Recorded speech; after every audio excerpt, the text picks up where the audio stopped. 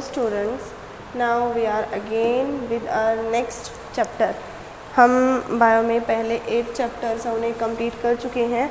अब अपना next chapter है उसके साथ प्रोसीड कर रहे हैं, दैट इज़ आर बायोमोलिक्यूल्स. ठीक है, क्या होते हैं बायोमोलिक्यूल्स. प्रीवियस चैप्टर में हमने सेल है उसके वेरियस कंपोनेंट्स के बारे में पढ़ा कि सेल है उसमें कौन कौन से कंपोनेंट्स होते हैं, किस किन चीज़ों से सेल बनती है, सेल फंक्शन कैसे करती है. सेल के फंक्शंस को कैरी करने के लिए जो कुछ मॉलिक्यूल्स वो नेसेसरी होते हैं, तो वो मॉलिक्यूल्स जो सेल का पार्ट होते हैं वो बायोमोलिक्यूल्स कहलाते हैं. यानी कि वो मॉलिक्यूल जो सेल को फंक्शन करने के लिए, एक पर्टिकुलर सेल को अलाइव रहने के लिए नेसेसरी होते हैं, वो मॉलिक्यूल्स बायोमोलिक्यूल्स कहलाते हैं. बायोमोलिक्यूल्स हैं वो 2 टाइप के होते हैं, माइक्रोमोलिक्यूल्स एंड मैक्रोमोलिक्यूल्स. माइक्रोमोलिक्यूल्स कौन से होते हैं? माइक्रोमोलिक्यूल्स वो मॉलिक्यूल्स जिनका मॉलिक्यूलर वेट जो है 1000 डाल्टन से कम होता है, वो मॉलिक्यूल कहलाते हैं माइक्रो मॉलिक्यूल. और 1 डाल्टन है वो 1.6 × 10⁻⁻24 ग्राम्स के इक्वल होता है. ठीक है, जबकि मैक्रो मॉलिक्यूल्स हैं वो क्या होते हैं, जो 1000 का मॉलिक्यूलर वेट है वो 1000 डाल्टन से ज़्यादा होता है. ठीक है, वो मैक्रो मॉलिक्यूल कहलाते हैं. माइक्रो मॉलिक्यूल्स उनमें जनरली आते हैं हमारे सिंपल शुगर्स जिसमें डाइसैकेराइड, मोनोसैकेराइड आते हैं. इसके अलावा अमीनो एसिड्स आते हैं. लिपिड्स हैं, हालांकि वो भी हमारे क्या हैं, माइक्रो मॉलिक्यूल्स होते हैं. इनके अलावा आते हैं जैसे हमारे न्यूक्लियोटाइड्स हैं जिनसे हमारे न्यूक्लिक एसिड्स बनते हैं. ये सभी हमारे माइक्रो मॉलिक्यूल्स होते हैं. जबकि मैक्रो मॉलिक्यूल्स, इन माइक्रो मॉलिक्यूल्स के ही पॉलीमर्स होते हैं. इनमें आते हैं जनरली जैसे हमारे कॉम्प्लेक्स पॉलीसैकेराइड्स. ठीक है, यानी कि जो डाई या मोनोसैकेराइड्स उनके पॉलीमर्स होते हैं. प्रोटीन्स हैं वो भी क्या होते हैं हमारे यही मैक्रो मॉलिक्यूल्स में आते हैं. न्यूक्लिक एसिड्स हैं, ठीक है, जिसमें डीएनए एंड आरएनए होते हैं, वो भी हमारे मैक्रो मॉलिक्यूल्स के अंडर आते हैं. अब इम्पॉर्टेंट बायोमोलिक्यूल्स इसमें आते हैं carbohydrate, protein, lipid and nucleic acids. तो हम स्टार्ट करते हैं कार्बोहाइड्रेट्स के साथ, जो कि कार्बन, हाइड्रोजन एंड ऑक्सीजन से बनते हैं, कार्बोहाइड्रेट कहलाते हैं. कार्बोहाइड्रेट है सबसे सिंपल हाइड्रोकार्बन्स होते हैं जिसमें कार्बन, हाइड्रोजन एंड ऑक्सीजन होते हैं. इनका जनरल फार्मूला CnH2nOn. जितने कार्बन होंगे उतने ऑक्सीजन होंगे और डबल उनके हाइड्रोजन होंगे. ठीक है, कार्बोहाइड्रेट्स हैं उनमें जो शुगर मॉलिक्यूल्स प्रेजेंट होते हैं, कार्बन के जो स्ट्रक्चर्स प्रेजेंट होते हैं, सिंपल हाइड्रोकार्बन यूनिट जो प्रेजेंट होती है उसे हम सैकेराइड बोलते हैं. और सैकेराइड यूनिट है उनके बेसिस पर डिफरेंट टाइप के होते हैं. तो सबसे सिंपलेस्ट होता है मोनोसैकेराइड, जिसमें सिर्फ एक ही सैकेराइड मॉलिक्यूल प्रेजेंट होता है. कार्बोहाइड्रेट्स हैं वो सिंपल चेन लाइक स्ट्रक्चर में प्रेजेंट हो सकते हैं जिसे हम फ्यूरेनोज स्ट्रक्चर बोलते हैं. इसके अलावा ये रिंग फॉर्म में प्रेजेंट होते हैं जिसे पायरेनोज बोलते हैं. मोनोसैकेराइड में जैसे कि ग्लूकोज है, फ्रक्टोज है या गैलेक्टोज है, ये हमारे मोनोसैकेराइड्स होते हैं. इसके अलावा अगर हम डाइसैकेराइड्स की बात करें तो डाइसैकेराइड्स में 2 हमारे पास कार्बोहाइड्रेट यूनिट या 2 सैकेराइड मॉलिक्यूल जुड़ते हैं और एक डाइसैकेराइड बनाते हैं. ठीक है, डाइसैकेराइड के कॉमन एग्जांपल जैसे माल्टोज शुगर है जिसे जनरली हम माल्ट शुगर बोलते हैं. ठीक है, माल्टोज. सुक्रोज जिसे हम जनरली केन शुगर या टेबल शुगर बोलते हैं. इनमें 2 सैकेराइड यूनिट है वो प्रेजेंट होते हैं. जैसे मोनोसैकेराइड में जैसे स्ट्रक्चर ड्रॉ किया गया है जहाँ सिंपल स्ट्रेट चेन प्रेजेंट होते हैं वो फ्यूरेनोज स्ट्रक्चर कहलाता है. अगर ऐसे रिंग फॉर्म में प्रेजेंट होता है तो वो पायरेनोज रिंग कहलाती है. अगर पायरेनोज रिंग में 6 कार्बन होते हैं तो वो कहलाता है एक्सोज. अगर उसके अंदर 5 कार्बन होते हैं तो वो कहलाता है पेंटोज. 3 से कम नहीं होते, 3 वाली ट्रायोज, 4 वाले टेट्रोज, 5 वाली पेंटोज, 6 वाली हेक्सोज. ठीक है, अब या हेक्सोज जो वो हेक्सागोनल शेप में होती है, पेंटोज है वो पेंटागोनल शेप में होती है, बट दोनों की एक कॉर्नर पे कोई भी रिंग हो उसमें ऑक्सीजन है वो ऑक्यूपाई करता है. ठीक है, आपस में ऑक्सीजन बॉन्ड की हेल्प से ही ये जुड़ती हैं. पॉलीसैकेराइड जिसमें बहुत सारे मोनोसैकेराइड्स यूनिट है वो प्रेजेंट होती हैं, वो पॉलीसैकेराइड्स कहलाते हैं. ठीक है, इनके मोनोसैकेराइड यूनिट ये अपने आप को मैनी टाइम रिपीट्स करेगी और एक पॉलीसेकेराइड मॉलिक्यूल है वो बनाती है। जैसे सेलुलोज है जो कि प्लांट्स का स्ट्रक्चरल एलिमेंट है, सेल वॉल बनाता है। स्टार्च है जो प्लांट का रिजर्व फूड मटेरियल है। ग्लाइकोजन है जो एनिमल्स का रिजर्व फूड मटेरियल है। ये सारे पॉलीसेकेराइड्स होते हैं।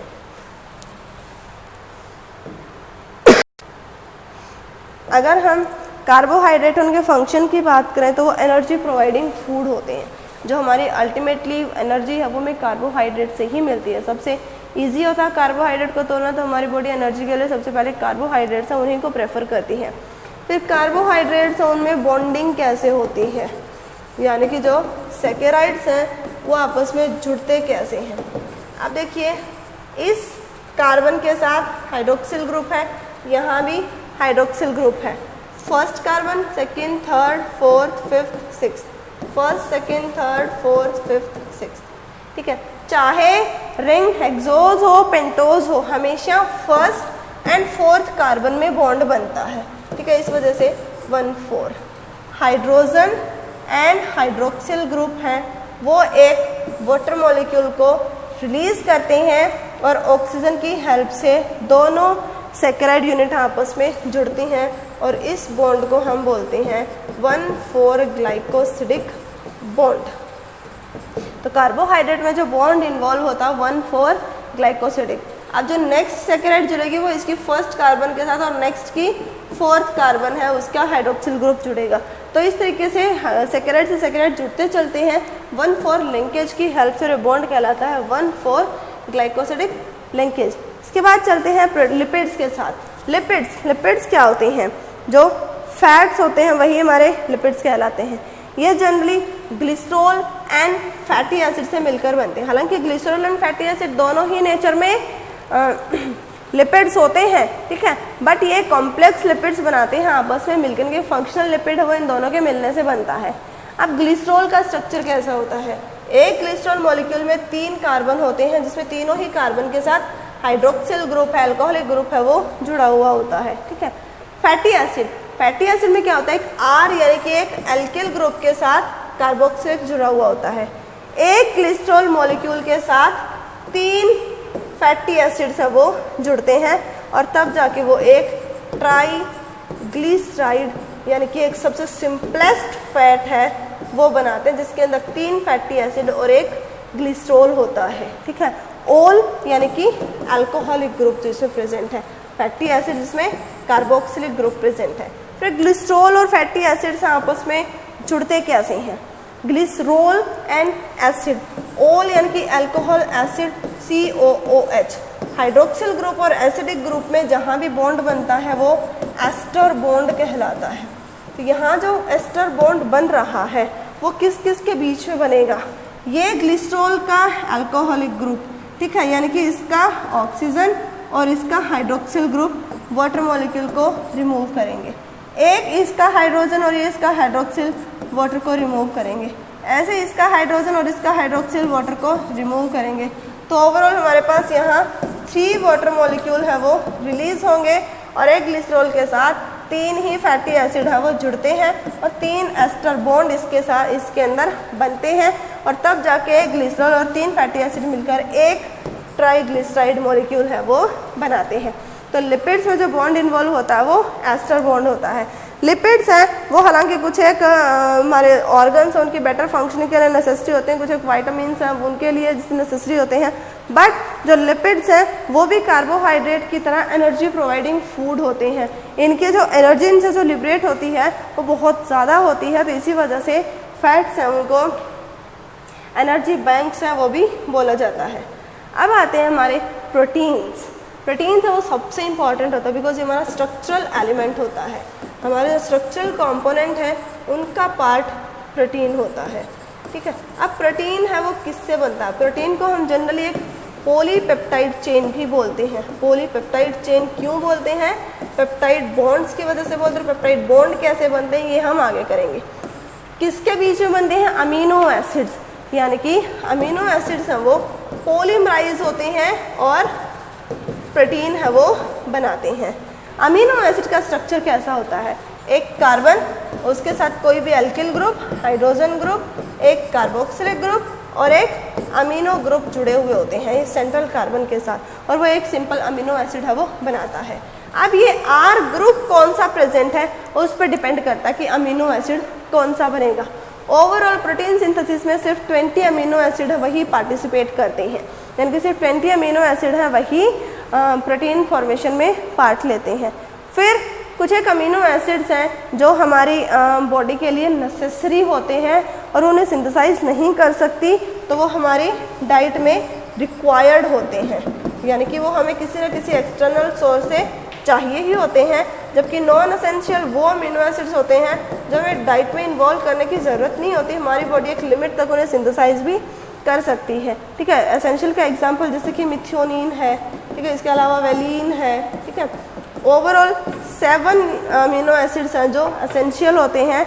नॉन एसेंशियल में जैसे कि हमारे पास ग्लूटामीन है जिसे बॉडी सिंथेसाइज कर सकती है, आर्जिनिन है बॉडी सिंथेसाइज कर सकती है। ओवरऑल 13 अमीनो एसिड्स हैं वो नॉन एसेंशियल होते हैं, यानी कि हमें डाइट में इन्हें इन्वॉल्व करने की ज़रूरत नहीं होती है। अमीनो एसिड्स हैं उनमें लिंकेज कैसे होते हैं, उनमें बॉन्ड कैसे बनते हैं, कैसे वो पॉलीपेप्टाइड चेन है वो बनाते हैं, प्रोटीन्स कैसे बनाते हैं।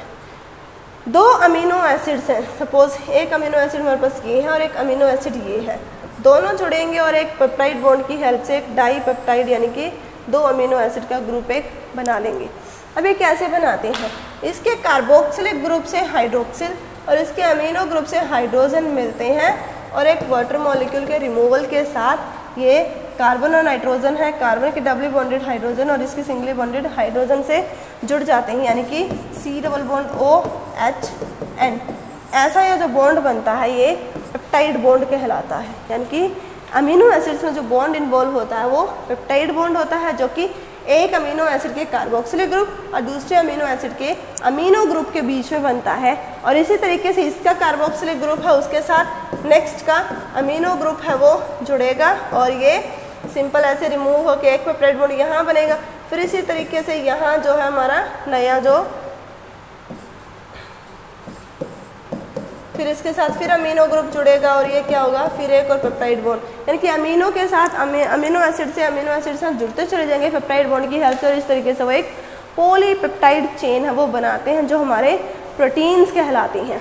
अब प्रोटीन्स हैं स्ट्रक्चर के बेसिस पर हम उन्हें डिफरेंट लेवल्स में डिवाइड करते हैं। जनरली 4 लेवल्स हैं प्रोटीन्स के स्ट्रक्चरली वो प्रेजेंट होते हैं, जिसमें आता है प्राइमरी स्ट्रक्चर जिसमें अमीनो एसिड की सिर्फ एक लीनियर सीक्वेंस प्रेजेंट होती है। सपोज मिथियोनिन है, मिथियोनिन के बाद आर्जिनिन आ गया, आर्जिनिन के बाद एस्पार्जिन आ गया, इसके बाद ग्लूटामीन आ गया, फिर से ग्लूटामीन आपको रिपीट कर रहा है, सीरीन आ गया, वेलिन आ गया। तो इस तरीके से यानी कि एक लीनियर फॉर्म में जब अमीनो एसिड्स एक दूसरे के साथ जुड़े हुए प्रेजेंट होते हैं वो उसका एक प्राइमरी स्ट्रक्चर कहलाता है, जिसमें सिर्फ अमीनो एसिड की सीक्वेंस प्रेजेंट होती है, क्योंकि वो प्राइमरी स्ट्रक्चर कहलाता है। अगर यही प्राइमरी स्ट्रक्चर अपने ऊपर फोल्ड हो जाता है, वो या तो ऐसे हेलिकल पैटर्न में फोल्ड हो जाए या वो ऐसे शीट्स की फॉर्म में प्रेजेंट हो फोल्ड हो जाए, तो ये इसके सेकेंडरी स्ट्रक्चर कहलाते हैं। एक पॉलीपेप्टाइड चेन है, अगर वो ऐसे हेलिकल मैनर में फोल्ड होती है तो उस स्ट्रक्चर को बोलते हैं हम अल्फा हेलिक्स। अगर वो ऐसे प्लीटेड फॉर्म में प्रेजेंट होती है तो उसे बोलते हैं बीटा प्लीट्स। यानी कि सेकेंडरी स्ट्रक्चर में 2 टाइप की फॉर्म्स प्रेजेंट होती हैं, या तो अल्फा हेलिक्स होगी या बीटा प्लीट्स होगी। ठीक है, अगर सेकेंडरी स्ट्रक्चर कोई प्रोटीन है उसके अंदर ये दोनों ही स्ट्रक्चर्स एग्जिस्ट करती हों और वो प्रोटीन अपना पर्टिकुलर फंक्शनल 3D स्ट्रक्चर जो स्ट्रक्चर है वो अटेन कर रहा हो, वो प्रोटीन कहलाता है उसका टर्शरी स्ट्रक्चर या टर्शरी प्रोटीन। टर्शरी प्रोटीन के अंदर जैसे हम यहाँ देख भी सकते हैं, ये इसकी प्लेटेड शीट है। ठीक है, ये बीच में हेलिकल आ गई, प्लेटेड आ गई, हेलिकल आ गई, फिर प्लेटेड, हेलिकल, प्लेटेड, हेलिकल, फिर ये प्लेटेड हो गया, फिर ये हेलिकल आ गया, फिर हेलिकल आ गया, ये फिर से प्लेटेड आ गया, फिर ये प्लेटेड चलते हुए फिर हेलिकल, हेलिकल रिपीट कर रही है, फिर ये प्लेटेड आ गया, फिर हेलिकल आ गया। ठीक है, इस तरीके से एक कंप्लीट प्रोटीन है वो बनता है। तो जब एक सिंगल प्रोटीन के अंदर ही इस तरीके से डिफरेंट दोनों ही फॉर्म्स अपने आप को रिपीट कर रही हो, ठीक है, और एक कंप्लीट प्रोटीन बना रही हो, फंक्शनल प्रोटीन बना रही हो, वो टर्शरी स्ट्रक्चर कहलाता है। टर्शरी स्ट्रक्चर है किसी भी पर्टिकुलर प्रोटीन का 3D स्ट्रक्चर होता है और मोस्ट ऑफ द प्रोटीन है वो फंक्शनल भी अपने टर्शरी स्ट्रक्चर में ही होते हैं, यानी कि टर्शरी स्ट्रक्चर है वही इनको फंक्शनल भी होता है। Most of the digestive enzymes हैं वो टर्शियरी स्ट्रक्चर में ही प्रेजेंट होते हैं। हमारे जो स्ट्रक्चरल प्रोटीन्स हैं वो भी टर्शियरी स्ट्रक्चर ही एक्वायर करते हैं। अब टर्शियरी स्ट्रक्चर्स हैं उनको जनरली हम ग्लोबुलर प्रोटीन भी बोलते हैं, बिकॉज इनकी स्ट्रक्चर जो शेप जो है वो ग्लोब लाइक हो जाती है फोल्ड होने के बाद, ठीक है, बॉल जैसी जो है स्ट्रक्चर है वो ले लेता है। जबकि ये जो हमारे सेकेंडरी स्ट्रक्चर है वो प्रोटीन फाइब्रस प्रोटीन कहलाते हैं। फाइब्रस प्रोटीन में जैसे मायोसिन है जो हमारे मसल फाइबर्स के पार्ट होते हैं, एक्टिन है ये भी हमारे मसल फाइबर्स में होता है, ये हमारे फाइब्रस प्रोटीन होते हैं। जबकि हमारे most of the digestive enzymes है वो टर्शियरी स्ट्रक्चर होते हैं, ग्लोबुलर प्रोटीन होते हैं। इसके बाद क्वाटर्नरी स्ट्रक्चर, वो प्रोटीन जिसके अंदर दो से ज़्यादा पॉलीपेप्टाइड चेन है वो प्रेजेंट होती हैं, वो कहलाता है क्वाटर्नरी स्ट्रक्चर।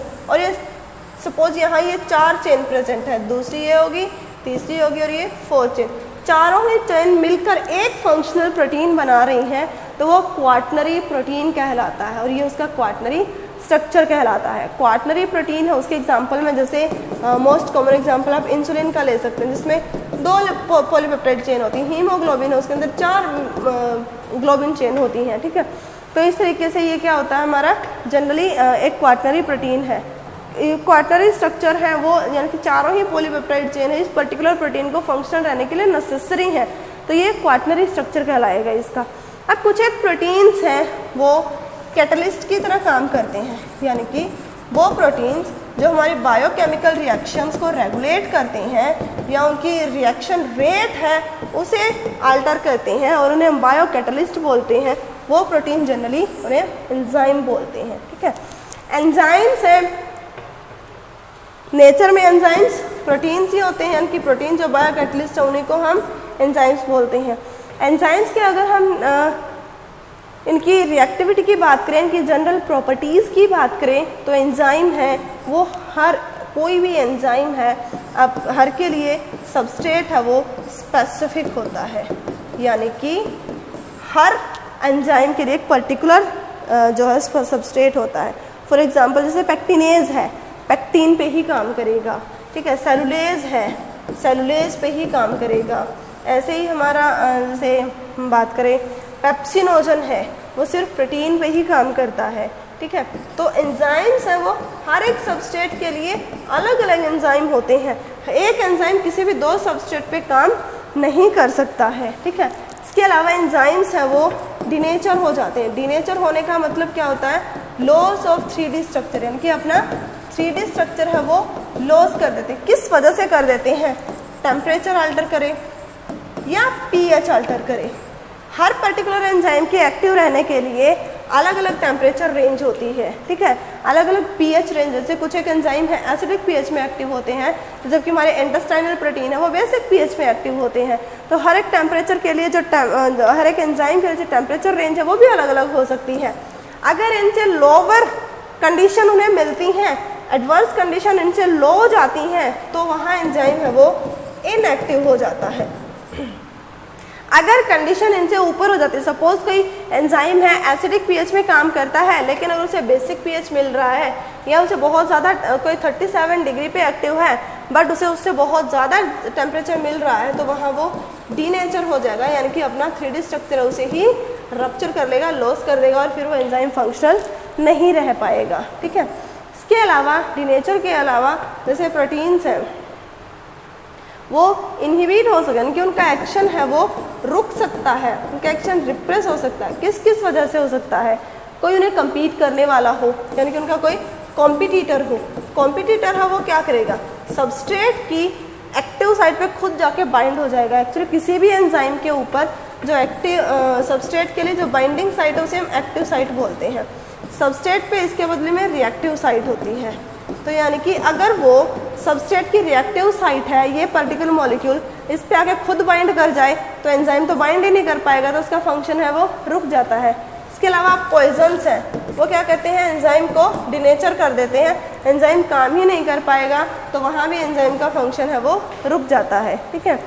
इन सब के अलावा एंजाइम्स हैं, उनकी जो एक्टिविटी है वो बाकी और चीज़ों पे डिपेंड भी करती है, जैसे कंसंट्रेशन है, सबस्ट्रेट की, जितने ज़्यादा सबस्ट्रेट होंगे और एंजाइम को जितने ज़्यादा सबस्ट्रेट मिलेंगे बाइंड होने के लिए, रिएक्शन उतनी ही अच्छी जाएगी। या एंजाइम अगर ज़्यादा होगा सबस्ट्रेट के कंपैरिजन में, अगर एंजाइम सफिशिएंट अमाउंट में है तो भी क्या होगा, रिएक्शन है उसकी रेट है वो स्पीड अप होगी। ठीक है, अब एंजाइम है, रिएक्शन की रेट को हम बात करें कि एंजाइम्स है वो रिएक्शन की रेट को स्पीड अप करते हैं, तो वो रिएक्शन की रेट को स्पीड अप करते कैसे हैं। ठीक है, अब एंजाइम्स हैं वो रिएक्शन रेट को स्पीड अप करने के लिए एक पर्टिकुलर जो ग्राफ है वो प्लॉट किया जाता है। उस ग्राफ के अंदर क्या होगा कि हमारे जो एंजाइम्स हैं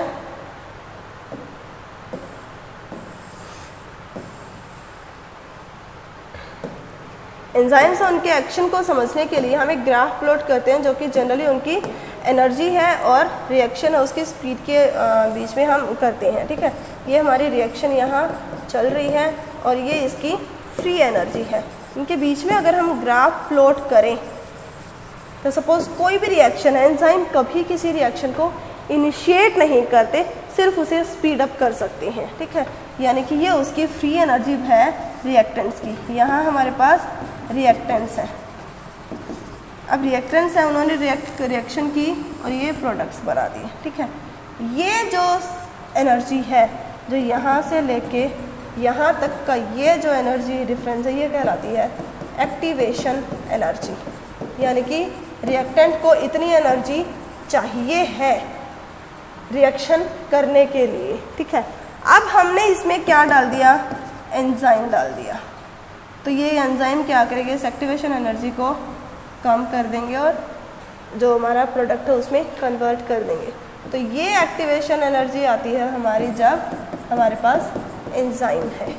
तो एंजाइम ने क्या किया, इस एक्टिवेशन एनर्जी को ही स्लो डाउन कर दिया। ठीक है, और ये एक्टिवेशन एनर्जी है उसको कम कर दिया, तो उसकी वजह से क्या हुआ, रिएक्शन है वो जल्दी प्रोडक्ट में बदल गई।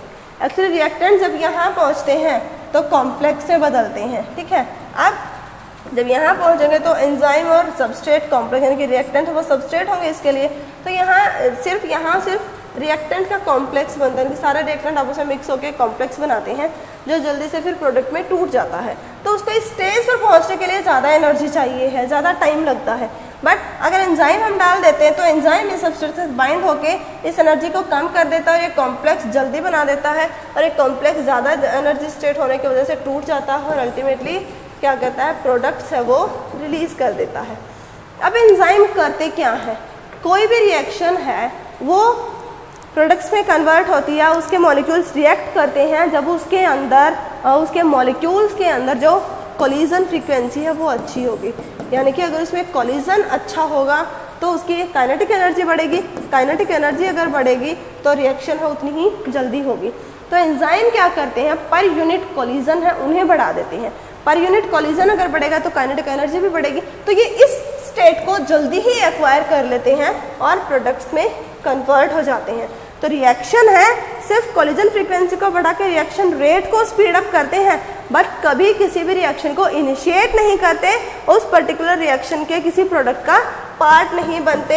एंजाइम है वो लास्ट में एज सच निकल जाते हैं और दूसरे सबस्ट्रेट के साथ बाइंड करने के लिए फ्री रहते हैं। ठीक है, अगर क्वेश्चन आ जाए how enzyme speed up the reaction या what is the effect of enzyme on the speed of a reaction या रिएक्शन रेट, तो हमें सिर्फ एक ग्राफ प्लॉट करना होता है और इस ग्राफ को एक्सप्लेन करना होता है। ठीक है, अब एंजाइम्स का एक्शन मैकेनिज्म होता क्या है, कैसे ये सबस्ट्रेट के साथ बाइंड करते हैं। हम बात कर चुके हैं कि एंजाइम है उसकी एक्टिव साइट होती हैं, उसके बदले में जो सबस्ट्रेट है उसके पास रिएक्टिव साइट होती हैं। ठीक है, अब ये सबस्ट्रेट है और ये एंजाइम है। ठीक है, अब एंजाइम और सबस्ट्रेट है एक दूसरे के साथ बाइंड करेंगे, एंजाइम सबस्ट्रेट कॉम्प्लेक्स बनाएंगे। ठीक है, एंजाइम क्या करेगा, इस सबस्ट्रेट के पार्टिकल्स को मूव ऑन कराता है, इसे जो भी इसमें कोलिजन्स है उन्हें बढ़ाता है और अल्टीमेटली क्या होगा, सबस्ट्रेट है वो प्रोडक्ट्स में टूट जाता है और एंजाइम है लास्ट में वो एज सच निकल जाता है। अब ये स्पेसिफिसिटी को एक्सप्लेन करता है कि हर एंजाइम की एक्टिव साइट है अपने सबस्ट्रेट के अकॉर्डिंग होगी और यही इसका लॉक एंड की मैकेनिज्म है। लॉक एंड की मैकेनिज्म वो सबसे बेस्ट मॉडल है एंजाइम के एक्शन मैकेनिज्म को शो करने के लिए। लॉक एंड की मैकेनिज्म क्या स्टेट करता है कि जिस तरीके से हर इंडिविजुअल लॉक के लिए एक स्पेसिफिक की होती है, ऐसे ही हर इंडिविजुअल सबस्ट्रेट के लिए एक स्पेसिफिक एंजाइम होता है। जैसे हर की से हम किसी भी लॉक को नहीं खोल सकते, वैसे ही किसी एक एंजाइम से हम किसी भी सबस्ट्रेट है उसको रिएक्ट नहीं करा सकते। हर सबस्ट्रेट के लिए एंजाइम है वो अलग होता है। कार्बोहाइड्रेट के एंजाइम्स अलग होते हैं, प्रोटीन्स के एंजाइम्स अलग होते हैं, न्यूक्लिक एसिड्स के लिए अलग होते हैं, हमारे डाइजेस्टिव सिस्टम में अलग होते हैं, रेस्पिरेटरी सिस्टम के एंजाइम्स अलग होते हैं। तो हमारे जितने भी बायोकेमिकल रिएक्शंस हैं, हर किसी में अलग अलग एंजाइम्स हैं वो इन्वॉल्व होते हैं। वो डिपेंड करता है कि सबस्ट्रेट क्या है, उसी के अकॉर्डिंग एंजाइम है वो एक्ट करते हैं। तो यही हमारा लॉक एंड की मैकेनिज्म है जो इसको बेस्ट। अब हम चलते हैं अपने लास्ट और नेक्स्ट मॉलिक्यूल जो कि क्या हमारे न्यूक्लिक एसिड्स की ओर। ठीक है, अब न्यूक्लिक एसिड्स हैं। न्यूक्लिक एसिड्स क्या होते हैं? जो न्यूक्लियस में जो एसिड्स प्रेजेंट होते हैं वो न्यूक्लिक एसिड्स कहलाते हैं। ठीक है, acids in nucleus are termed as nucleic acids. ठीक है, अब ये एसिड्स क्यों बोलते हैं इन्हें? न्यूक्लियस में प्रेजेंट है वो तो मान लिया, बट इन एसिड्स क्यों बोलते हैं? इनकी कॉम्पोजिशन की वजह से। इनकी कॉम्पोजिशन क्या होती है? न्यूक्लियोटाइड। इनके न्यूक्लियोटाइड से मिलकर बनते हैं। न्यूक्लियोटाइड हम माइक्रोमोलिक्यूल होते हैं और ये पॉलीमराइज होकर न्यूक्लिक एसिड बनाते हैं। दो न्यूक्लिक एसिड होते हैं हमारे पास, DNA and RNA। D and R, deoxy and ribose. ठीक है, डीऑक्सीराइबोज एंड राइबोज। ये क्या होते हैं ये हम यहाँ करेंगे। न्यूक्लियोटाइड्स हैं वो किससे बनते हैं? न्यूक्लियोटाइड्स बनते हैं शुगर और नाइट्रोजीनस बेस होते हैं, यानी कि नाइट्रोजन कंटेनिंग बेसिक कार्बोहाइड्रेट या हाइड्रोकार्बन्स होते हैं, वो आपस में मिलकर बनाते हैं न्यूक्लियोसाइड। और जब इस न्यूक्लियोसाइड के साथ फॉस्फेट मॉलिक्यूल जुड़ता है, फॉस्फेट की फॉर्म में फॉस्फोरिक एसिड जुड़ता है, तो ये बनाता है न्यूक्लियोटाइड। शुगर एंड फॉस्फेट सभी न्यूक्लियोटाइड में सेम रहते हैं, जो वेरी करता है वो नाइट्रोजीनस बेस करता है। अब शुगर कैसी होती हैं? पेंटोज शुगर होती है। ठीक है, पेंटोज यानी कि पेंटागोनल फॉर्म में होती है, 5 कार्बन उसमें प्रेजेंट होती हैं। ठीक है, 1 2 3 4 एंड 5। फिफ्थ पे CS2OH, यहाँ H H OH H H OH H। अगर यहाँ सेकेंड पोजीशन पे हाइड्रोक्सिल ग्रुप प्रेजेंट है तो ये बन जाएगी राइबोज शुगर, जो कि RNA में होती है। अगर सेकेंड पोजीशन पे हाइड्रोक्सिल ग्रुप नहीं है तो ये हो जाएगी डीऑक्सीराइबोज, जो कि DNA में प्रेजेंट होती है। और इन्हीं शुगर की वजह से ही हम इन्हें ribose and deoxyribose nucleic acid बोलते हैं। DNA है हमारा जेनेटिक मटेरियल होता है, न्यूक्लियस में प्रेजेंट होता है, तो उसको वहाँ स्टेबली प्रेजेंट होने के लिए इस ऑक्सीजन को रिमूव करना नेसेसरी होता है, बिकॉज सेकेंड पोजीशन की जो ऑक्सीजन है इन न्यूक्लियोटाइड्स को हाईली रिएक्टिव बनाती है, तो इसकी वजह से DNA स्टेबल नहीं रह पाता, तो सेकेंड पोजीशन से ऑक्सीजन को एलिमिनेट कर देता है। ठीक है, अब आते हैं फॉस्फेट ग्रुप की ओर। फॉस्फेट यानी कि फॉस्फोरिक एसिड H3PO4। ठीक है, फॉस्फोरिक एसिड, ये फॉस्फेट ग्रुप भी बोलते हैं इसको। ये फॉस्फेट की वजह से इसे एसिडिक नेचर है वो प्रोवाइड करता है, और इसी की वजह से हम इन्हें एसिड्स बोलते हैं। ठीक है, अब आता है नाइट्रोजीनस बेस, यानी कि नाइट्रोजन कंटेनिंग कंपाउंड्स जो बेस होते हैं वो कौन कौन से होते हैं? ये जनरली 2 कैटेगरीज में हम इन्हें डिवाइड करते हैं, प्यूरीन्स एंड पिरीमिडीन्स। प्यूरीन्स क्या होते हैं? 9 मेंबर्ड रिंग होती है, यानी कि कार्बन की 2 रिंग होती हैं और उनमें 9 मेंबर्स होते हैं। 9 मेंबर्ड रिंग कैसे? जैसे आप यहाँ देख भी रहे हैं। ठीक है, इसमें एक 6 मेंबर्ड रिंग होती है और एक 5 मेंबर्ड रिंग होती है, वो जुड़ते हैं। वो जुड़ते हैं, उनमें 4th एंड 5th जो कार्बन है वो कॉमन रह जाती हैं। ठीक है, तो अगर हम इन कार्बन्स को यहाँ काउंट करते हैं तो ये 6 मेंबर्ड हो जाएगी, अगर यहाँ काउंट करते हैं तो ये 5 मेंबर्ड हो जाएगी, यानी कि एक हेक्सोज हो जाती है और एक पेंटोज शुगर। ठीक है, अब इसमें यहाँ फर्स्ट थर्ड पे नाइट्रोजन होगा और यहाँ 7 और 9 पे नाइट्रोजन प्रेजेंट होगा। ये कहलाते हैं प्यूरीन्स, साइज में थोड़े से लार्जर होते हैं। 2 प्यूरीन एग्जिस्ट करते हैं, एडेनिन इसको लिखते हैं ए से, ग्वानिन इसको लिखते हैं जी से। ठीक है, अब आता है हमारा नेक्स्ट पिरिमिडीन्स। पिरिमिडीन्स क्या होते हैं? जो 6 मेंबर्ड रिंग होती है, यानी कि 6 मेंबर से मिलकर बनती है। ठीक है, इसकी भी फर्स्ट एंड थर्ड कार्बन जो है उनके पास नाइट्रोजन है वो प्रेजेंट होता है। ठीक है, बट प्यूरिन्स के कंपैरिजन में साइज में स्मॉलर होते हैं। पिरिमिडीन्स हैं वो भी 2 ही होते हैं, एक आता है हमारा साइटोसिन जो कि डीएनए आरएनए में कॉमन होता है, एडेनिन ग्वानोसिन है वो भी डीएनए आरएनए दोनों में होते हैं, इसको हम सी से लिखते हैं। इसके अलावा थाइमीन है, ये सिर्फ डीएनए में प्रेजेंट होता है, टी से लिखते हैं। यूरेसिल है तो सिर्फ आरएनए में होता है, इसको हम यू से डिनोट करते हैं। ठीक है, सी ए जी आरएनए एंड डीएनए दोनों में कॉमन होते हैं, टी सिर्फ डीएनए में होता है, यू है वो सिर्फ आरएनए में होता है। अब इन न्यूक्लियोटाइड्स में कौन कौन से बॉन्ड्स प्रेजेंट होते हैं, या ये तीनों मॉलिक्यूल जब मिलते हैं तो कंप्लीट न्यूक्लियोटाइड कैसे बनाते हैं? यहाँ OH होता है पेंटोज में। ठीक है, इसके साथ यहाँ भी नाइट्रोजन है, उसके साथ भी क्या होगा, इधर हम देखें तो यहाँ इसमें शो नहीं किया हुआ है, यहाँ हाइड्रोजन है वो प्रेजेंट होती है। तो यहाँ से एक सिंपलर मॉलिक्यूल निकलता है और एक वाटर है, उसके रिमूवल के साथ साथ ये क्या बना देते हैं, यहाँ हमारे पास अल्टीमेटली ऑक्सीजन की हेल्प से ये नाइट्रोजन इधर से जुड़ जाती है, हाइड्रोजन है वो एलिमिनेट हो चुका है यहाँ से, तो ऑक्सीजन की हेल्प से आपस में जुड़ जाते हैं और ये कहलाता है नाइट्रोजीनस, यानी कि N, यानी कि वो ग्लाइकोसिडिक बॉन्ड जिसमें नाइट्रोजन इन्वॉल्व हो रही है, यानी कि N ग्लाइकोसिडिक बॉन्ड, जहाँ नाइट्रोजन इन्वॉल्व हो रही है ग्लाइकोसिडिक बॉन्ड फॉर्मेशन में। ठीक है, वो N ग्लाइकोसिडिक बॉन्ड कहलाता है। ठीक है, यहाँ से हाइड्रोक्सिल और यहाँ से जो हाइड्रोजन है वो रिमूव हो जाते हैं। ये फर्स्ट कार्बन पे जुड़ता है, यानी कि नाइट्रोजीनस बेस है वो फर्स्ट कार्बन पे जुड़ेगा। ठीक है, अब फॉस्फेट ग्रुप है वो 5th कार्बन पे ऐड होता है। 5th कार्बन पे जब फॉस्फेट ग्रुप है, फॉस्फोरिक एसिड यानी कि एक उसमें एसिडिक ग्रुप है और यहाँ CH2OH यानी कि एक अल्कोहल, एक एसिड और अल्कोहलिक ग्रुप है, एक वाटर मॉलिक्यूल के रिमूवल के साथ एस्टर बॉन्ड बनाते हैं।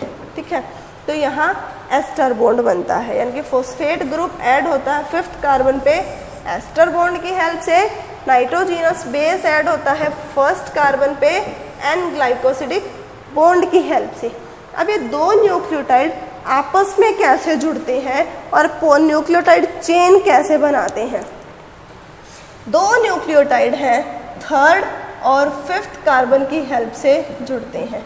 5th कार्बन पे क्या है, फॉस्फेट ग्रुप है, जबकि 3rd कार्बन पे क्या होता है, हाइड्रोक्सिल ग्रुप होता है। ठीक है, तो इसका हाइड्रोक्सिल, यहाँ से हाइड्रोक्सिल और एक फॉस्फेट से ऑक्सीजन क्या निकाल देंगे, H2O मॉलिक्यूल निकाल देंगे और ये फॉस्फेट की हेल्प से यहाँ से फिर से इसमें बॉन्ड है वो बन जाता है, कि एक और एस्टर बॉन्ड है बन जाता है। एक एस्टर बॉन्ड बना यहाँ और एक एस्टर बॉन्ड बना यहाँ, तो 2 एस्टर बॉन्ड बनने की वजह से क्या हो जाता है, ये फॉस्फेट इन्वॉल्व हुआ है दोनों जगह, तो फॉस्फो 2 बने हैं तो डाई, एस्टर बॉन्ड है तो एस्टर, यानी कि फॉस्फो डाई एस्टर बॉन्ड किस किस के बीच में बना है, एक न्यूक्लियोटाइड की 3rd कार्बन तो दूसरे न्यूक्लियोटाइड की 5th कार्बन इन्वॉल्व हो रही है, तो 3,5 फॉस्फो डाई एस्टर बॉन्ड बनते हैं इनमें, जिसकी हेल्प से 2 न्यूक्लियोटाइड आपस में जुड़ते हैं और अल्टीमेटली न्यूक्लियोटाइड चेन है वो बनाते हैं। इधर ये इसकी 3rd कार्बन पे हाइड्रोक्सिल है तो इसके साथ नेक्स्ट न्यूक्लियोटाइड का 5th कार्बन पे फॉस्फेट जुड़ेगा और यहाँ भी फॉस्फोडाइएस्टर बॉन्ड बनेगा, ऐसे ही नेक्स्ट के और ऐसे ही नेक्स्ट के, ठीक है। तो इस तरीके से न्यूक्लियोटाइड से न्यूक्लियोटाइड जुड़ते चलते हैं और वो फॉस्फोडाइएस्टर बॉन्ड के थ्रू पॉलीन्यूक्लियोटाइड चेन है वो बनाते हैं। अब अगर हम डीएनए की बात करें तो डीएनए है वो डबल स्ट्रैंडेड होता है। डबल स्ट्रैंडेड होने का मतलब है कि डीएनए के अंदर 2 न्यूक्लियोटाइड चेन प्रेजेंट होती हैं। उन दोनों ही न्यूक्लियोटाइड चेन के अंदर फॉस्फेट एंड शुगर है वो बैकबोन बनाते हैं, जबकि नाइट्रोजीनस बेस हैं। जब दोनों चीज़ एक दूसरे के आमने सामने होती हैं तो नाइट्रोजीनस बेस है वो अंदर की ओर प्रेजेंट होते हैं। अब ये दोनों स्ट्रैंड भी आपस में जुड़े हुए होते हैं। वो कैसे जुड़ते हैं? नाइट्रोजीनस बेस हैं उनकी हेल्प से आपस में जुड़ते हैं। ये आपस में कैसे जुड़ते हैं? इनकी जो जॉइनिंग है या ये नाइट्रोजीनस बेसिस कैसे प्रेजेंट होते हैं, इनकी कॉम्पोजिशन क्या रहेगी, इन सबको एक्सप्लेन करने के लिए इरविन चारगाफ एक साइंटिस्ट है, उन्होंने स्पेसिफिक एक सेट बनाया है रूल्स का जिन्हें हम चारगाफ्स रूल बोलते हैं। चारगाफ्स रूल है वो हर पॉइंट ऑफ व्यू से इम्पॉर्टेंट टॉपिक है। तो यहाँ क्या होता है कि चारगाफ रूल क्या बोलता है, एडेनिन है हमेशा थाइमीन के साथ बाइंड करेगा, साइटोसिन है वो हमेशा ग्वानिन के साथ बाइंड करेगा। एडेनिन और थाइमीन में डबल बॉन्ड बनेंगे, साइटोसिन और ग्वानोसिन में ट्रिपल बॉन्ड बनेंगे। ये बॉन्ड बनते हैं इनकी नाइट्रोजन और हाइड्रोजन के बीच में। अगर इसकी नाइट्रोजन है तो इसका हाइड्रोजन इन्वॉल्व होता है और इनके बीच में हाइड्रोजन बॉन्ड बनते हैं, ठीक है। एक इलेक्ट्रॉन नेगेटिव और एक इलेक्ट्रॉन पॉजिटिव मॉलिक्यूल के बीच में जो ग्रुप बनते हैं उन बॉन्ड बनते हैं, हाइड्रोजन बॉन्ड कहलाते हैं। तो एडेनिन और थाइमीन में 2 हाइड्रोजन बॉन्ड बनेंगे, साइटोसिन और ग्वानोसिन में 2 हाइड्रोजन बॉन्ड बनेंगे। एडेनिन है उसका कॉम्पोजिशन थाइमीन के इक्वल होता है, साइटोसिन का कंपोजिशन है वो ग्वानोसिन के इक्वल होता है। कि अगर एडेनिन सिर्फ थाइमीन के साथ ही बॉन्ड बना रहा है तभी बना पाएगा ना जब जितना एडेनिन होगा उतना ही थाइमीन हो, ऐसे ही जितना साइटोसिन हो उतना ही ग्वानोसिन हो। तो एडेनिन हमेशा थाइमीन के इक्वल होता है, साइटोसिन हमेशा ग्वानोसिन के इक्वल होता है। अब एडेनिन है वो भी प्यूरिन है, ग्वानोसिन है वो भी प्यूरिन है। यानी कि अगर हम इनको ऐसे लिखने की बजाय ऐसे लिखें कि ये एडेनिन है, इधर थाइमीन है, ग्वानोसिन है ट्रिपली बॉन्डेड है साइटोसिन से, ठीक है। अब अगर हम इनका सम टोटल करें, एडेनिन प्लस ग्वानोसिन किसके इक्वल होगा, थाइमीन प्लस साइटोसिन। तो A plus G will always equal to T plus C, because जितना एडेनिन है उतना ही थाइमीन है, जितना ग्वानोसिन है उतना ही साइटोसिन है, ठीक है। तो ये क्या कहलाता है, इनका सम टोटल है वो इक्वल रहेगा। बट इसका मतलब ये नहीं है कि एडेनिन और थाइमीन जितना होगा ग्वानोसिन और साइटोसिन भी उतना ही होगा, नहीं, ऐसा नहीं होगा, ठीक है। अब एडेनिन और थाइमीन है उनका sum total ratio guanosine and cytosine का सम टोटल किसी भी एक पर्टिकुलर स्पीशीज के लिए कांस्टेंट रहेगा, स्पीशीज टू स्पीशीज वो अल्टर करेगा, ठीक है। सपोज अगर हम ह्यूमंस की बात करें तो ह्यूमंस में जो एडेनिन और थाइमीन का सम टोटल है उसका रेशो ग्वानोसिन एंड साइटोसिन के सम टोटल के रेशो में कांस्टेंट रहेगा, चाहे हम किसी भी ह्यूमन का जीनोम ले लें। बट अगर हम किसी ह्यूमन से अदर देन किसी भी पर्टिकुलर ऑर्गेनिज्म का जीनोम लेंगे तो उसमें ह्यूमन वाला रेशो मिले, ये नेसेसरी नहीं है। एक पर्टिकुलर स्पीशीज में कांस्टेंट रहेगा बट स्पीशीज टू स्पीशीज ये अल्टर करता है। तो ये जनरल सेट्स हैं हमारे जो कि क्या कहलाते हैं, चारगाफ्स रूल कहलाते हैं। अब डीएनए के डबल स्ट्रैंड्स हैं वो ऐसे लीनियर चेन में नहीं प्रेजेंट होते, वो एक पर्टिकुलर एक्सिस के अलोंग ऐसे हेलिकल मैनर में कॉइल्ड होते हैं, ठीक है। सपोज हमारे पास ये इस तरीके से प्रेजेंट होते हैं, ठीक है। यानी कि दोनों ही स्ट्रैंड एक दूसरे के अपोजिट रन करते हुए यहाँ प्रेजेंट होते हैं। अब ये जो हेलिकल मैनर में प्रेजेंट है इसे हम बोलते हैं डीएनए का डबल हेलिक्स स्ट्रक्चर। ये डबल हेलिक्स स्ट्रक्चर दिया है 1953 में वाटसन एंड क्रिक और इसी के बिहाफ पर इसे हेलिकल स्ट्रक्चर को हम वाटसन एंड क्रिक मॉडल भी बोलते हैं। वाटसन एंड क्रिक ने 1953 में फर्स्ट टाइम डीएनए का 3D स्ट्रक्चर है वो डिराइव किया है। अब वाटसन एंड क्रिक मॉडल के अकॉर्डिंग क्या है कि हेलिक्स है उसका डायामीटर 20 एंगस्ट्रोम होगा। एक हेलिक्स है उसकी लेंथ 34 एंगस्ट्रोम होगी। एक हेलिक्स के अंदर 10 बेस पेयर्स होंगे। 2 बेस पेयर्स के बीच का जो डिस्टेंस है वो 3.4 एंगस्ट्रोम होगा। ठीक है, ये तो इसके जनरल फीचर्स हैं। अब क्या है कि जब 2 स्ट्रैंड्स हैं या जो 2 पॉलीन्यूक्लियोटाइड चेन है वो एक दूसरे के एंटी पैरेलल होते हैं कि अपोजिट डायरेक्शन में रन करती हैं। अब वो अपोजिट डायरेक्शन में क्यों रन करती हैं? एक तो अच्छे से इनमें हाइड्रोजन बॉन्ड है वो एस्टैब्लिश कराने के लिए। ठीक है, सपोज अगर ये चेन भी इसी की तरह रन करती तो इसके जो नाइट्रोजनस बेसिस हैं वो आउटवर्डली प्रोट्रूड करते हैं, उनके बीच में हाइड्रोजन बॉन्ड नहीं बन पाते, ये स्ट्रैंड आपस में जुड़ ही नहीं पाते। दूसरा, फॉस्फेट मॉलिक्यूल और जो ये नाइट्रोजनस बेसिस इनकी वजह से कोई हिंड्रेंस कॉज ना हो, इसको एक्स्ट्रा स्टेबिलिटी मिले, उसकी वजह से क्या होता है ये एंटी पैरेलल स्ट्रक्चर में प्रेजेंट होते हैं। एंटी पैरेलल स्ट्रक्चर कैसे बनता है? 5th प्राइम पे या 5th कार्बन पे फॉस्फेट जुड़ता है, यानी कि इधर फॉस्फेट फ्री है तो ये फॉस्फेट ग्रुप है वो फ्री रहेगा। यहाँ फॉस्फेट तो बाइंड है बट 3rd पे जो हाइड्रोक्सिल है वो फ्री रहेगा। 3rd कार्बन पे हाइड्रोक्सिल फ्री है तो ये पॉइंट इसका 5-3 हो जाएगा। यानी कि अगर हम इस स्ट्रैंड की बात करें तो ये हो गया ऐसे 5-3। बट यहाँ क्या है, यहाँ 3rd पे हाइड्रोक्सिल फ्री है तो इधर क्या आ गया, 3rd पे हाइड्रोक्सिल फ्री है तो 3, और इधर क्या रहेगा हमारा 5th पे इसके साथ जो फॉस्फेट होगा वो फ्री रहेगा।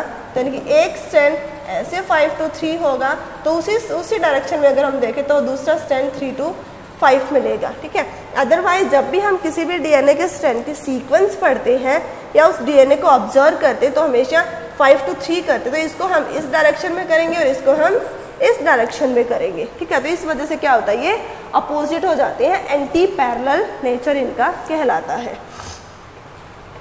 अब डीएनए है, डीएनए के सपोज ये 2 स्ट्रैंड्स हैं। ठीक है, ये हमारे पास 5-3 है, ये 3-5 है।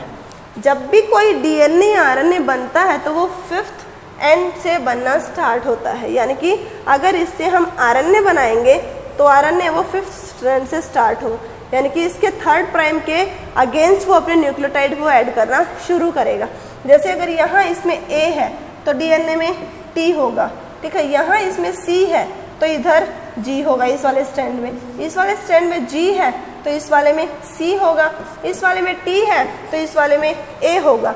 अब हमें इस पर्टिकुलर स्ट्रैंड से सपोज आरएनए सिंथेसाइज करना है सेल को, तो क्या करेगी, डीएनए के इस स्ट्रैंड के डीएनए कहीं भी ये कंज्यूम नहीं होता, खत्म नहीं होता, ये सिर्फ इसकी कॉपी बनाती है सेल यूज करते हुए। तो इस T के अगेंस्ट आरएनए में क्या होता है, T की जगह पे U, तो यहाँ आ जाएगा हमारे पास ना, T के अगेंस्ट यहाँ सेल ऐड करेगी A, C के अगेंस्ट ऐड करेगी C, G के अगेंस्ट करेगी C और A के अगेंस्ट करेगी U। T के बजाय यहाँ U होता है और इस तरीके से वो 5-3 में आरएनए है वो बना लेगी। तो डीएनए के जिस पर्टिकुलर स्ट्रैंड को यूज करके आरएनए बनता है वो स्ट्रैंड कहलाता है टेम्पलेट, और जो टेम्पलेट स्ट्रैंड है उससे आरएनए बना है और उस आरएनए से फिर फर्दर प्रोटीन बनना है। तो इसी वजह से जो हमारा प्रोटीन है एक्चुअल में हमारा जीन जो एक्सप्रेस कर रहा है प्रोटीन की फॉर्म में करेगा, तो टेम्पलेट स्ट्रैंड से प्रोटीन बन रहा है, तो इसी वजह से ये कहलाता है सेंस स्ट्रैंड या कोडिंग स्ट्रैंड भी बोल देते हैं इसको। ठीक है, सेंस या कोडिंग स्ट्रैंड।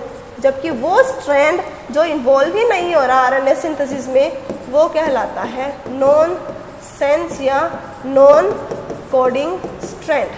ठीक है, अब डीएनए से आरएनए बन गया है तो आरएनए के क्या फीचर्स होते हैं? आरएनए है वो सिंगल स्ट्रैंडेड होता है, सिंगल स्ट्रैंडेड बिकॉज उसके अंदर सिर्फ एक ही स्ट्रैंड होता है, डीएनए की तरह 2 स्ट्रैंड नहीं होते हैं। सिंगल स्टैंडर्ड होता है बिकॉज आरएनए को प्रोटीन बनाना होता है, ठीक है, इसी वजह से वो सिंगल स्टैंडर्ड होता है। अब आरएनए है उसके अंदर शुगर है वो राइबोज होती है, यानी कि सेकेंड प्राइम पे हाइड्रोक्सिल ग्रुप है वो प्रेजेंट होता है, ठीक है।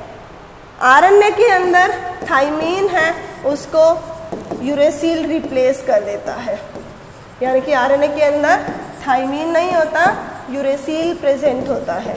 इस हाइड्रोक्सिल ग्रुप की वजह से आरएनए हाईली रिएक्टिव होता है और अनस्टेबल होता है, यानी कि आरएनए वो स्टेबल नहीं होता है। इसी वजह से वायरसेस हैं वो हमारे लिए बहुत बड़ी ट्रबल होते हैं, उनके अगेंस्ट एंटीबायोटिक्स है वो डिज़ाइन करना काफ़ी डिफ़िकल्ट होता है बिकॉज उनका जीनोम आरएनए होता है और वो अनस्टेबल होता है, वो उसको टाइम टू टाइम बदलते रहते हैं। तो इसी वजह से हम कोई एक पर्टिकुलर एंटीबायोटिक्स उनके अगेंस्ट है वो डिज़ाइन नहीं कर पाते हैं। तो आरएनए है वो अनस्टेबल होता है। आरएनए है उससे प्रोटीन बनता है। डीएनए है, कोई भी सेल जब डिवाइड करती है ना, ये हमारा नेक्स्ट चैप्टर ही है, जैसे ही कोई सेल डिवाइड करती है तो उससे पहले डीएनए अपने आप को डुप्लीकेशन करता है, अपनी कॉपी बनाता है ताकि हर सेल के अंदर वो जा सके। इसको हम बोलते हैं रेप्लिकेशन, ठीक है। डीएनए से पहले डीएनए बनता है, फिर डीएनए से आरएनए बनता है और फिर आरएनए से प्रोटीन बनता है और ये प्रोटीन जाके अल्टीमेटली डीएनए के थ्रू सेल के कैरेक्टर्स हैं वो डिटरमिन करते हैं। तो अल्टीमेट इंफॉर्मेशन डीएनए से आई है बट उसे कैरी आरएनए ने किया है और एक्सप्रेस वो प्रोटीन की फॉर्म में कर रहा है। तो ये इंफॉर्मेशन का जो फ्लो है ये कहलाता है सेंट्रल डॉग्मा। और इसी के साथ हमारा चैप्टर है वो कंप्लीट होता है। अगर आप लोगों को कहीं भी कोई भी डाउट अपीयर होता है चैप्टर में तो मुझे इनबॉक्स कीजिएगा, वीडियो को अच्छे से देखिएगा। बहुत इंटरेस्टिंग चैप्टर है और बहुत ही इजी चैप्टर है। कुछ एक बेसिक सी चीज़ें हैं बस वो समझने की ज़रूरत है, तो उसके लिए ध्यान से चैप्टर को पढ़िएगा, ठीक है। कहीं भी कोई भी डाउट आता है तो आपकी हेल्प करने के लिए मैं हमेशा